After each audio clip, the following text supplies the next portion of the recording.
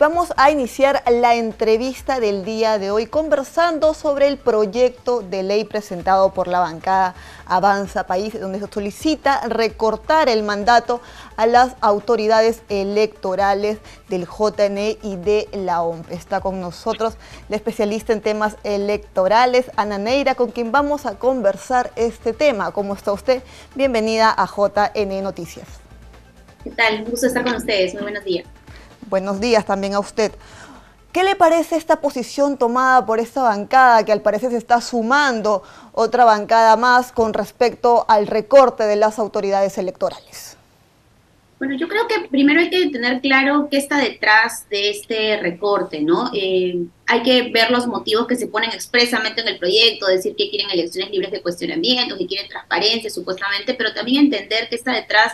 Hay que recordar que estas bancadas fueron parte de esta narrativa de un supuesto fraude en la última elección, que no se realizó, que nunca se produjo, que como ya sabemos, se ha dicho repetidamente, organismos internacionales incluso certificaron que la elección se dio de manera transparente, adecuada, que el resultado reflejó el sentido de los votos, pero creo que es un remanente de esto. No hay que olvidar también la comisión que en su momento se formó al interior del Congreso, que intentó probar este fraude y no lo logró. Entonces, creo que va un poco en la misma línea. También hubo, recordemos, un proyecto que quería que los titulares de los organismos electorales eventualmente puedan ser removidos por un juicio político. Entonces, lo peligroso de un proyecto de este tipo es que está poniendo a las autoridades electorales, que son árbitros, que son quienes tienen que un poco certificar la elección de diferentes competencias, los está poniendo a merced del poder político, y en este caso, estrictamente sacándolos de su mandato sin ninguna justificación o argumento real. Entonces, creo que es bien preocupante porque además hay que pensar en la fecha que plantea el proyecto. El proyecto quiere removerlos en abril del 2023, con lo cual exacto, no se quiere que vean nada de la próxima elección y que elegiríamos autoridades. Estamos en una etapa también preelectoral.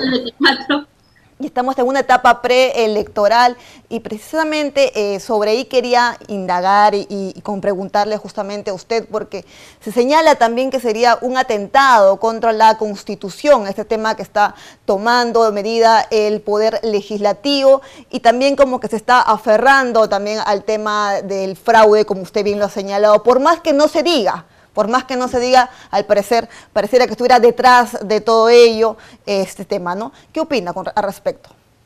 Sí, efectivamente, hay que pensar que una de las características centrales de un régimen, digamos, democrático, es que tengamos autoridades electorales independientes. En América Latina hemos optado por este modelo en el cual tenemos autoridades que no forman parte de los poderes del Estado, porque justamente queremos sacarlas del poder político y darles esta autonomía, esta independencia, ¿no? Es una decisión que hemos tomado en América Latina, hay otros modelos en el mundo, porque queremos cuidarlos de cualquier injerencia política. Lo que está haciendo el Congreso, en este caso, removiéndolos sin ningún fundamento, es usar poder político contra autoridades que deberían ser autónomas, ¿no? Y esto es peligroso, nuevamente, porque afectamos el proceso electoral, pero también afectamos la institucionalidad democrática del país. Finalmente, cada institución tiene que ser autónoma y tiene que permitirse el ejercicio de sus competencias.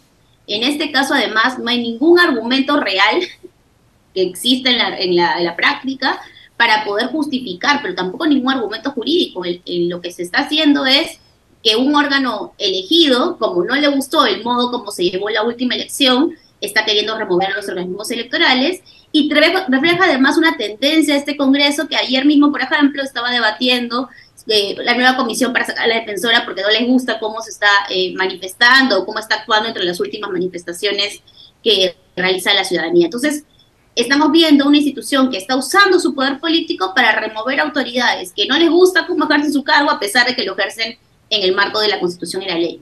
Claro, otro tema también que ellos están refutando es con respecto a la confianza, ¿no?, de los organismos electorales, pero si hablamos de tema de confianza, sabemos ya que el Congreso tiene el 90% de desaprobación, ¿no?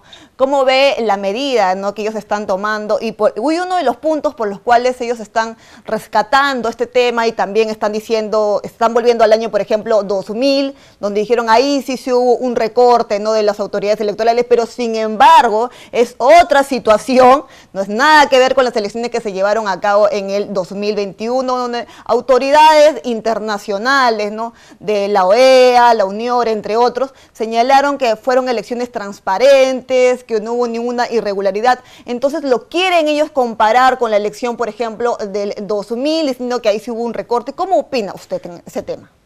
Bueno, yo creo que es bien diferente la situación del año 2000 con la que tenemos actualmente, ¿no? En el año 2000, efectivamente, hubo el poder político utilizando los organismos electorales para ser electos, ¿no? Esto es evidente, claro. Se ha dicho en múltiples oportunidades, se ha verificado, y esta fue la razón de la remoción de las autoridades electorales. En este caso no, en este caso simplemente lo que ha ocurrido es que las autoridades electorales han actuado dentro del marco de lo que tienen que hacer, que es básicamente contar votos, organizar elecciones y resolver controversias electorales, pero como no gustó el resultado, se pretende culpar a autoridades electorales y penalizarlas de diferentes maneras. O por un lado les quitamos algunos recursos, por otro lado los sometemos a titulares a poder sacarlos por un juicio político, y ahora les queremos recortar el mandato a abril del 23, ¿no? Entonces no hay un sustento real, como digo, no hay sustento jurídico tampoco. Es básicamente, casi parece el capricho de un grupo de congresistas queriendo sacar autoridades que están actuando en el marco de digamos, sus competencias. Y creo que lo peligroso también, Lisette, es que están, lo que pretenderían es elegir autoridades ad hoc, autoridades específicamente para este proceso, probablemente bajo ciertas características que se quieran empujar. Esto no es coherente tampoco. Lo que debe reflejar una elección no es el criterio de la autoridad que es elegida, ni el jurado, ni de la OMP, ni de RENIEC, sino debe reflejar lo que la ciudadanía vota en ese sentido. Si vota por el candidato A, B o C, es la ciudadanía la que debe determinarlo. Y tú hablabas hace un ratito de la confianza. Exacto. Y si vemos las encuestas, en realidad los organismos electorales tienen una enorme confianza en comparación con la que tiene el Congreso. Entonces, si ese fuera el parámetro, entonces más bien debería ser al revés, ¿no? El Congreso debería, los organismos electorales se deberían quedar, ¿no?, los titulares en sus cargos. Entonces, no es un argumento de popularidad, ¿no? Tiene que ser un argumento de cuidemos la institucionalidad del país, y en este caso un proyecto de este tipo más bien afecta la institucionalidad del país, afecta los organismos electorales, afecta el proceso que eventualmente va a ser en abril de 2024, y sobre todo genera un precedente nefasto, porque en el futuro, cuando nuevamente, porque puede pasar, no me gusta el resultado de la elección, vuelvo a sacar a quienes son los árbitros que no tienen la culpa en el resultado finalmente. Cada ciudadano o ciudadana vota por quien considera, y a algunos de repente les pareció mejor que se elija al señor Castillo, a otros les pareció peor, pero eso no tiene que ver con el accionar de los organismos electorales, ¿no? Exacto, ¿no? Y conversando también, por ejemplo, con el exministro del Interior, Walter Albán, él estaba señalando que es un sabotaje al próximo proceso electoral, ¿no? Porque, como usted bien ha señalado, se afectaría, estamos en una etapa de preelección, entonces tomar esta medida como que sería grave en estos momentos, ¿no? Pero pongámonos en todas las situaciones de aprobarse, supongamos, este proyecto de ley, ¿cómo afectaría el siguiente proceso electoral de cara a unas elecciones en abril del 2024? Hay que pensar que hay una serie de acciones que se tienen que tomar antes de una elección. Ustedes en el privado los conocen mucho mejor que probablemente quienes nos escuchan, pero lo que hay, organizar una elección no es una cuestión, digamos, fácil o de un día para el otro, ¿no? En algún momento yo escuchaba que organizar una elección es el ejercicio de administración y de gestión más grande del mundo, tal vez después de una guerra. Cronogramas. Entonces, hay un cronograma, hay etapas, hay muchos actores, mucha coordinación, y desde el lado del jurado hay que emitir reglamentos, hay que preparar a los jurados electorales especiales, sustituirlos, tener sedes, o sea, hay mucha cuestión jurídica, logística, administrativa, que requiere titulares además que conozcan del proceso electoral. Este proceso electoral además va a ser un proceso complejo porque estamos en una coyuntura política difícil. Entonces, creo que quitar a quienes ya tienen una expertise y que además están dentro del marco de sus funciones es ya no solo afectar, como digo, temas más bien institucionalidad y democracia, que obviamente no tienen que preocupar, sino incluso afectar de manera directa y práctica la elección.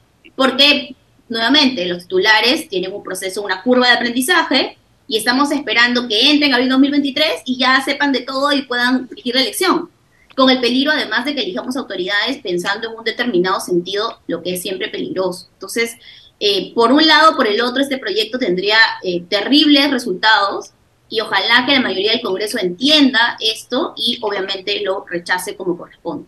Exacto, ¿no? Y aparte también otro tema de lo que ellos señalan es que si nosotros nos vamos a ir, dice el Poder Legislativo, ¿por qué no se deben ir las autoridades electorales, ¿no? Si la ciudadanía lo está clamando, pero lo que en sí se sabe es que la ciudadanía, el voto popular, ellos sí son elegidos, ¿no? Por el voto popular. Ahora es otro tema de elección con respecto a las autoridades electorales, ¿no? En el tema del Poder Judicial, la Junta Nacional de Justicia con respecto a la OMPE, entonces son distintos procesos que quizás debieran conocer, ¿no? Se podría decir así porque lo quieren sumar todo a una misma olla, ¿no? A una misma fuente, lo quieren sumar todo. Y además, el clamor ciudadano, Lice, como usted bien sabe, no es un clamor ciudadano con las autoridades electorales, ¿no? Esto es una falacia.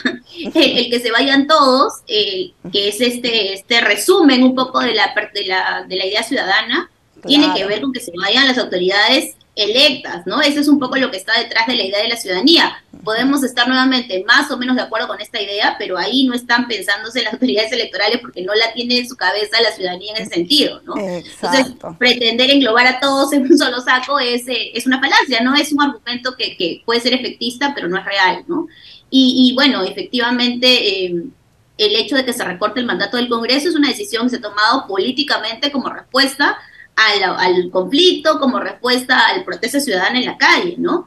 Entonces no es que estemos hablando de una decisión tampoco que se esté tomando porque nos gusta recortar el mandato del Congreso y la Presidencia de la República. Claro. No es algo que debería volverse lo regular, lo ordinario, sino algo más bien muy excepcional, producto de lo que ha sido, lo que hemos vivido desde el año 2021, que no tengo que contarles a quienes nos escuchan que es todo lo que ha pasado, ¿no?